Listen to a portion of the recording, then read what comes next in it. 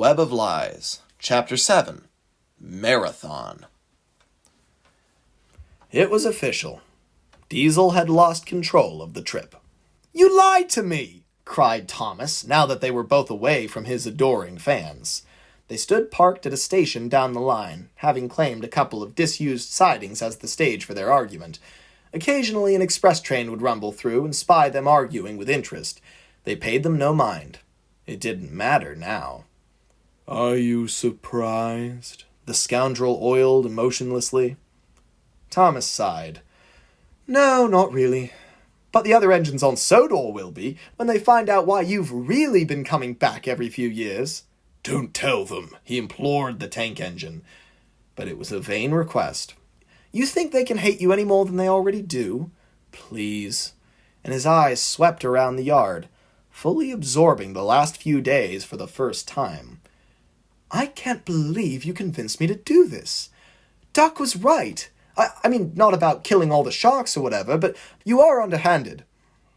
"That clapped-out Panya knows nothing," Diesel seethed. "He's never been able to understand the bigger picture. I had greater goals. I still do. And if my own kind hadn't turned on me like a kettle of vultures, I would have..." But Thomas put a stop to that rant right there. "Nah, don't waste your gas, Diesel. Or my time, for that matter. You're a liar. And now the whole world knows it. Just like they know that I'm a hero."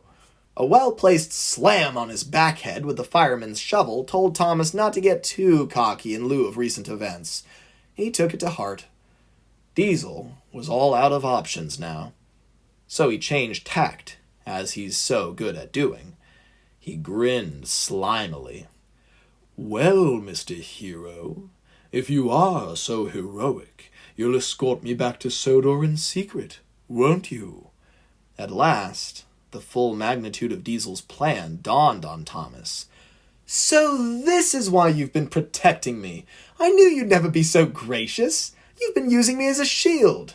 "I prefer the term advocate, but yes, that may have been the idea." "So I was your backup plan, then? God, imagine if we got caught. No, please, angry mob, don't hurt me. My best friend is famous, see?"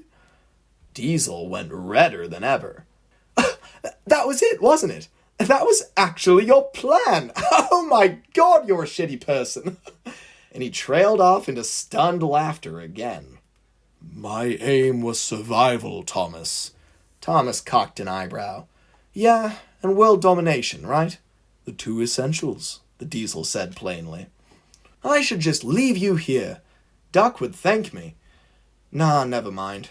He'd cite some law about leaving Diesel shunters in foreign sidings without express approval. Oh God, he's annoying." It was then that Diesel's whole demeanor changed. He smirked deviously. "You wouldn't leave me, Thomas. You're a good person. You care about others." Thomas's fire bars tingled. There was a hard-to-ignore ache in the pit of his boiler. He tried to repress it. "I care about my friends. And that group includes pretty much everyone on the planet but you. So you're out of luck, pal. Enjoy getting mobbed by a crowd of angry English Diesels." Thomas began to turn his wheels. Marcel leapt down from Diesel's cab, and then they locked it. As Diesel watched them hurry down the tracks to rejoin their departing engine, Diesel recognized the gravity of his situation. So he brought out the big guns. "They'll do more than stuff me on a siding, Thomas. BR has deemed me," and he nearly choked on these next few words, "surplus to requirements." Thomas came to a sudden halt. He cursed himself for listening. The Diesel continued. "You can't have a death on your conscience, can you? I have family on Sodor. Are you going to look Paxton in the eye and tell him you killed his big brother?" "You have literally never called him a brother until now." "But it's always been true, hasn't it? What say you, Thomas the hero?" Thomas just shut his eyes tight and groaned under the weight of his new responsibility. Ugh. Fuck. Diesel just grinned. Thomas was in the lead now, billowing white steam and having the time of his life. Now that they weren't on the back roads anymore, they met onlookers and enthusiasts on every platform and every line side. Some of them had asked why Thomas wasn't in steam, and even worried that he was ill, so the steam engine had taken the lead, and now everyone could see Thomas the tank engine at his best. Diesel rode indignantly behind like a boxcar or brake van. "This is preposterous." Diesel raised the issue for the third time. "This whole trip would run far more smoothly with me at the front." "Pa, you've hogged the limelight long enough. It's time for me to have a go." "Until you run out of fuel. Your capacity is bad even when there's a water tower at every junction." Thomas stopped abruptly and biffed Diesel's buffers. He started again with a jerk. "Low blow, Diesel. There's nothing wrong with my tanks. It's your blasted controller. He's torn down all the most important facilities." "For you," corrected Diesel. "Every depot in the country will serve me." "If I vouch for you, you mean?" Thomas snickered. Diesel growled. He was right. The fuel wasn't any good to him if every depot turned him away in disgrace. He was getting very tired of Thomas holding all the cards, and they'd only been dealt a few hours ago. "You're going to run out soon," Diesel snarled, with as much fear as satisfaction. "And when you do, you'll come crying back to—" A chorus of horns and emphatic cheers drowned the Diesel out. Thomas looked to the source of the noise and gasped. At the next station, the parking lot was packed, not with cars, but with lorries and pickup trucks of all different shapes, sizes, and colors. Every one of them had a bed full of coal. "Oh, cinders and ashes!" "There will be soon," grinned the fireman, "when we shovel all that into your fire." They pulled into a siding close by the station. Thomas could get a closer look at all the lorries and their drivers now. There was no doubt about it. They were all private citizens, kindly civilians who had come to help an engine in need. "We heard about your little marathon," grinned an old man with huge smile lines. "I'm sure it hasn't been easy. We've come to help." Maxine called down from atop the bunker as a woman handed her the next sack of coal. "We can certainly use it. My back thanks you."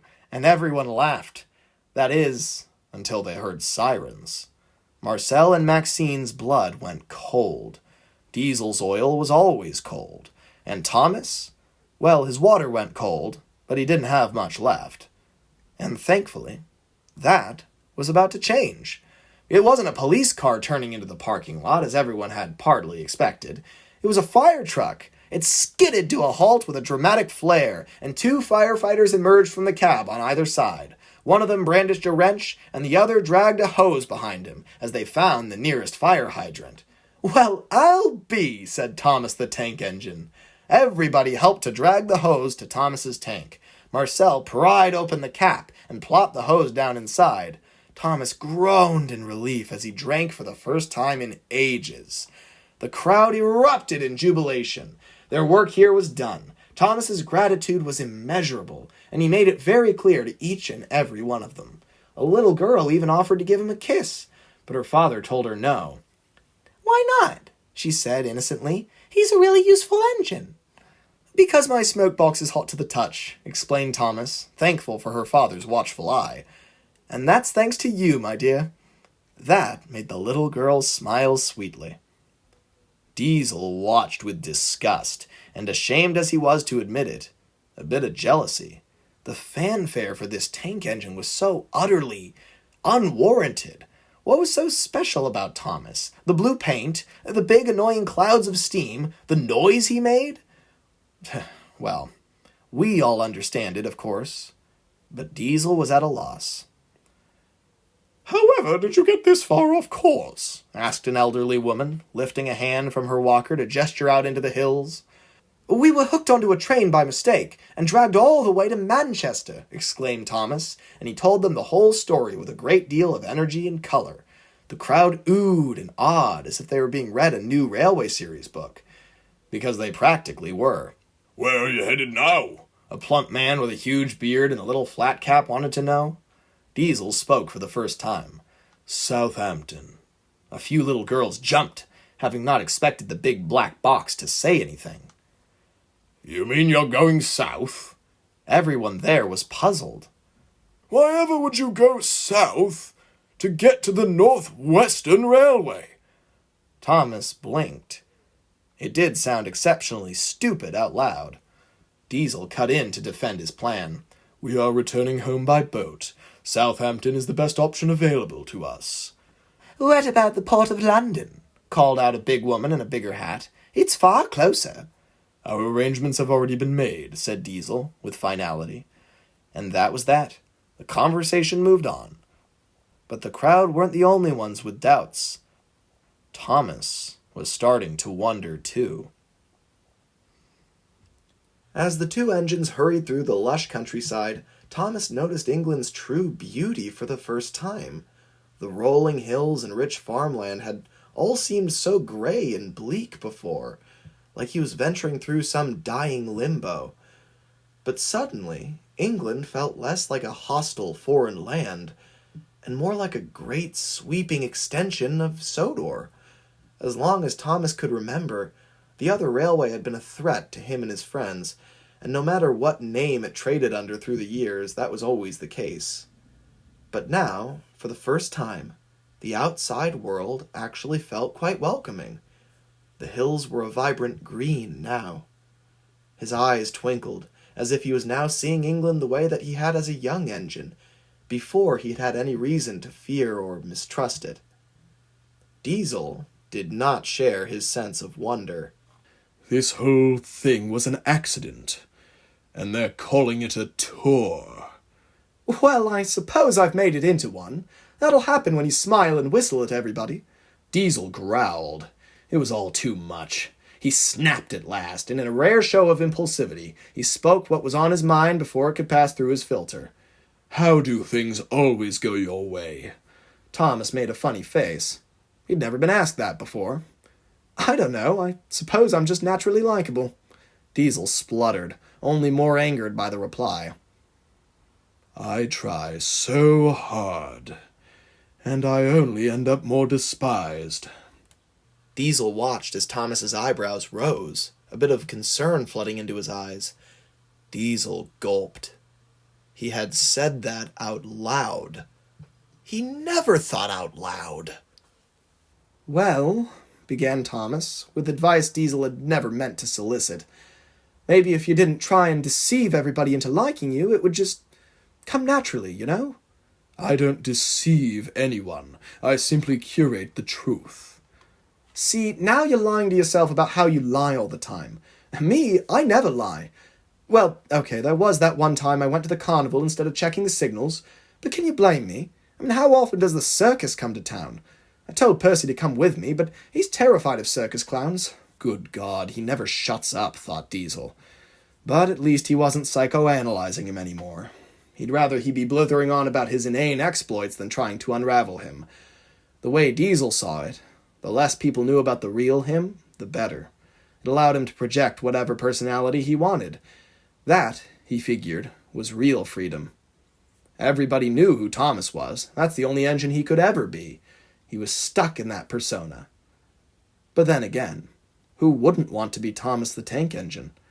Diesel cursed himself for even thinking that. He wouldn't. He would never want to be Thomas.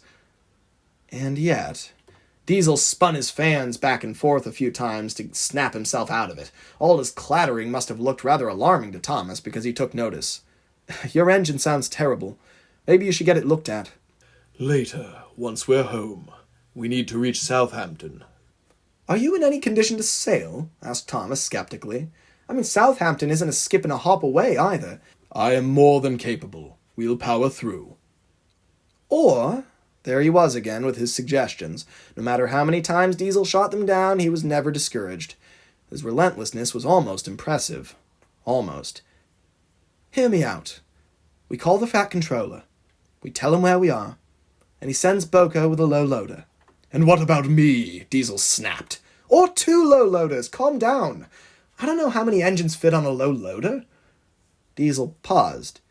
He'd so readily assumed that Thomas would abandon him. Right. 2 low loaders. Yeah.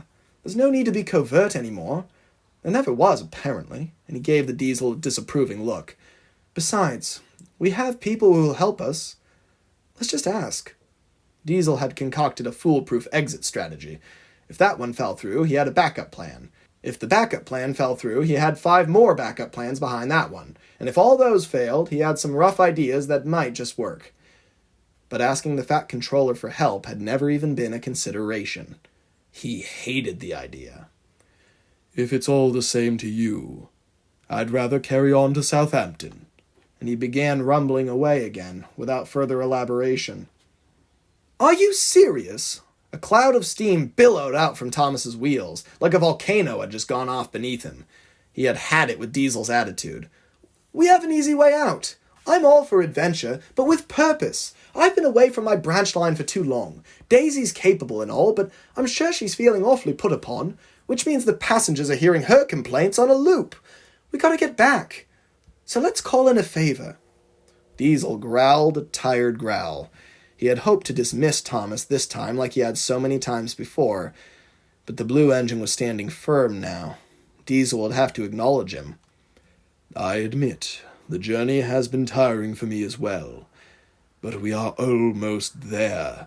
And then he smirked and said pointedly, I didn't take you for a quitter. Thomas twitched. He was old enough now to know when someone was egging him on, and this trick was right off the first page of Diesel's playbook. But there was a reason it was on the first page. It was because it always worked. Fine, said Thomas lazily. We'll carry on to Southampton, but only so I can say I did. The bounty of coal meant Thomas could carry on through another 10 stations without stopping. The spring in his spin was more pronounced than ever. Diesel, on the other hand, was fuming. The stick was still jammed firmly up his exhaust. With every wide-eyed pedestrian or loud little child they passed by, Diesel felt more and more like a parade float. This isn't a marathon, Diesel reminded the blue engine gravely as they rumbled along. Well, it isn't an emergency anymore either, so lighten up. And he whistled at some onlookers on a footbridge above the line. An old man lifted his granddaughter up to see her hero rumble underneath them. Time is of the essence. We have no right to be on these metals. Well, the signalmen all seem willing to let us through, Thomas pointed out. Don't they know best? That one a few boxes back threatened to call the police. So we waited for the heat to cool off and found another route. It hasn't been a straight shot, but it's certainly going faster without all the sneaking around. Diesel had to agree, though it had been terribly embarrassing. Every time he was recognized, he got the most scathing looks from other Diesels. But thankfully, that was rare. The only engines who could pick him out of a crowd had known him really well. Most engines just saw a black Gronk, indistinguishable from the many hundreds of others. That is, until Thomas blew the whistle on him, and he did that every time. I am going to make a request of you, he said at last. From now on, refer to me in public only as D4193. Is that your number? Asked Thomas obliviously. Laughed Diesel, for the first time on this entire trip. Thomas jumped. As if I would ever tell you my real number. Thomas was at a loss for words. All this secrecy was so foreign to him. He looked at his own tanks. You know my number, he said obviously. It's 1. And not just 1. 1 in bold yellow lettering, the size of a mailbox, dead center in the most visible part of his body. Diesel, meanwhile, did not even carry his number, whatever he claimed it was. I don't understand you, Thomas trailed off. Don't you want people to recognize you? Some more unfamiliar laughter. Certainly not. Thomas decided to leave the topic at that. For now, at least. So, D1 whatever. That's some sort of alias? Not some sort of. It is an alias, corrected Diesel impatiently. So you want me to lie for you? If you would be so kind. And he flickered his eyelashes in a manner that was as condescending as it was endearing. And you are so kind, Thomas. Huh, he scoffed dryly. I don't think so. Diesel just growled. Well, will you at least stop calling me devious Diesel around other engines? I've taken great pains to make myself forgettable. You are compromising that. Make myself forgettable? The words seemed to chill Thomas's soul. He couldn't imagine why anybody would ever want to do that. Sure, he said at last. If it drives you up the wall that much, I'll stop. Not like I'm short of conversation topics to discuss with these guys anyway. Diesel, having had to sit through every one of those discussions, could attest to this. At that moment, a two-tone horn split out through the countryside. A high-speed train was approaching on the opposite line. It was rather striking. There was an engine at either end. Both of their cabs sloped dramatically like airplanes. They were much more aerodynamic than anything else Thomas had ever seen. "Oh my God, it's him!" cried the one at the front. "It's the famous Sodor engine!" "You mean Gordon?" gasped the one at the back. Thomas gasped too. No, sorry, Pip. It's Thomas." "Oh," said the rear Diesel, cross and disappointed. "Ha!" laughed Diesel. Thomas just seethed. Thomas and Diesel stood stationary, parked in the short siding of a quiet station. Thomas's crew had gone into town. "You have got to be kidding me," fumed Diesel. "People keep asking for signatures," insisted Thomas, "and we're running out of scraps of newspaper and bits of cloth. This'll save us time in the long run." But somehow Diesel doubted that. "We're back from Kinko's," called Maxine, as she stumbled up the station steps carrying a tall, unwieldy stack of papers in both arms. "Hot off the presses." But she nearly lost her footing when she said it, and Marcel raced up behind her. With a well-placed shove, they barely kept the driver upright. A few papers slid from the top of the stack and fluttered to the platform. One landed beside Diesel, who looked down and grimaced. "Detestable," was his only reply. Almost in response to his insult, the wind whipped it away and wrapped it around Thomas's lamp iron instead. Far from being repulsed, he beamed with pride. "Hey, that's a good one. I don't remember what tunnel that is, though. It doesn't look like any of them. The bricks are wrong." "It's from the cover of your book," Marcel explained. "It's not so easy to get pictures of you here, so we had to go find a bookstore instead. We photocopied it." Diesel rolled his eyes. "No wonder you were gone so long." But his eyes stopped rolling when he realized they were approaching him and not Thomas. Diesel was alarmed. "Don't you dare put those in my cab. I am not storage." And he shuddered saying that last word. "They won't last a minute in Thomas's," insisted Marcel. "And your cab is nice and clean."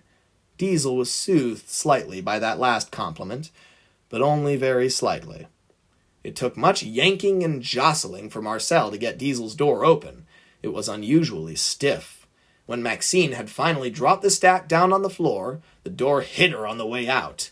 "Bad engine!" she scolded, and swung the door shut with a sharp metal bang. Diesel just smirked, satisfied in his retaliation. The posters, as it turned out, came in very handy. They were halfway through the stack by the time they reached Leicester. They tried not to spend too long at each station, but everybody had questions. When Thomas had first been marooned in Manchester, he had been worried he would have to pry himself away from the mobs of Diesels. Well, that turned out to be true, but in the best way possible. As he slowly pulled away from his latest stop, he shouted back cheerfully to some new friends with new names. "Goodbye, Mandy. Farewell, Frank. Ta-ta, Terence." That last one felt weird, because all Thomas could think of was his tractor friend with the same name. But that Class 52 would never know. It was unique enough to him. He'd make it his own with time. Thomas was sure of it. Diesel looked sick. His eyes rolled further back into his head with every nickname that Thomas called out. He spoke at last. "Stop giving them names." "Why? They seem to like it." "It's not how things are done here." "Well, maybe that's why everyone's sad. In case you haven't noticed, your way hasn't exactly made Britain a better place." Diesel just scowled. He wasn't happy with the nature of his country either, that was certain. But he and Thomas felt that way for very different reasons. "Don't you wish you had one?" "Had what?" spat the Diesel. "A name. Haven't you ever wanted one?" Absolutely not. There was not a grain of ambiguity in his voice. Why not? The Fat Controller would have happily given you one. And your own color, too. No, thank you, the Diesel said, with great distaste. I can't believe that. Every engine gets asked when they first arrive. And you came back like 6 times. So you had 6 chances. Half of those weren't even me. Thomas did a double take. What? Half of them were decoys. I sent them in to repair my reputation. Thomas blinked, utterly astounded. The revelation was so unexpected, it had the incredibly rare effect of making Thomas the Tank Engine speechless. But not for long. That's madness! You just found random gronks and convinced them to play the part? It wasn't hard. I practically just needed to pick the ones that were black. You bloody steam engines can't tell us apart anyway. Thomas's wheels slowed down. He looked at the ballast. It was a dreadfully sad thing to realize. Diesel was right. None of them had noticed the difference. That must have really hurt. And somehow, he found himself saying, to devious Diesel, I'm sorry. For what? The Gronk said smugly. It just made things easier for me. Imagine it. Everywhere you go, everything you do, nobody can ever attribute it to you. You're entirely off the radar. It sounds like hell. Thomas just shuddered, imagining himself in that position, never getting the credit for anything he did, his name being lost to time, his personality forgotten in the crowd. It was his worst fear. Only if you want that kind of attention. I never have. Well, I suppose nobody wants credit for what you've done. Diesel growled, but didn't deny it. That's why all the decoys quit. They all came back to the mainland, one after the other. In the end, all they succeeded in doing was making your lot think I was a stupid, immature bully. If I'm going to be hated, I'd at least prefer to be a threat. They made me into a nuisance. Though I suppose I should be thanking them. You never would have let me back in if you thought I was anything worse. Thomas found himself in disbelief. You daft engine. All these tricks. They've all been wasted. We would have taken you in regardless. Diesel sniffed. Pah, as you're so fond of saying. But you never could have saved every engine in England. Well, not every engine asked. That's all you had to do, Diesel. Diesel mulled this over for what felt like minutes. When he finally spoke, it was with conviction. You say that being anonymous, forgettable, that sounds like hell to you. Thomas had used neither of those words, only thought them. Creepy, how Diesel could read anyone like a book. Then again, pretty much everybody on the planet could read Thomas like a book. They didn't even cost that much. Yeah, that would be terrible. Why? Because living on Sodor, forced to seek refuge with the very engines I tried to replace, I can imagine no greater humiliation. Why? Because it proves you were wrong about us? Diesel's engine spluttered. He almost let a yes slip out. Because it proves the whole world is wrong. And it's too late for me to convince them otherwise. And that, for Diesel, was the saddest thing he had ever said.